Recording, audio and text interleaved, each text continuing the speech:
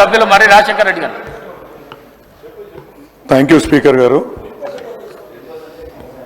ఈ విద్యా సంవత్సరంలో ఎస్సీ, ఎస్టీ, బీసీ, మైనారిటీ, బ్రాహ్మణ విద్యార్థుల ఓవర్సీస్ స్కాలర్షిప్ మంజూరులో చాలా ఆలస్యం జరుగుతుంది అధ్యక్ష.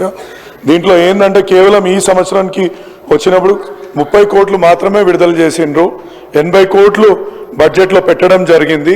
ఎందుకంటే రెండో విడత, మూడో విడత ఎంత త్వరగా విడుదల చేయగలిగితే విద్యార్థులకు అంత యూస్ఫుల్గా ఉంటుంది. ఎందుకంటే విదేశాలకు వెళ్ళి ఒక నమ్మకంతో మా యొక్క రాష్ట్ర ప్రభుత్వం ఈ అమౌంట్ ఇస్తుంది అని వాళ్ళు విదేశాల్లోకి వెళ్ళడము, అక్కడ ఉద్యోగాలు కూడా దొరక్క ఈ చదువుల మధ్యలోనే ఆపేసి తిరిగి రావాల్సిన పరిస్థితి నెలకొన్నది అధ్యక్ష.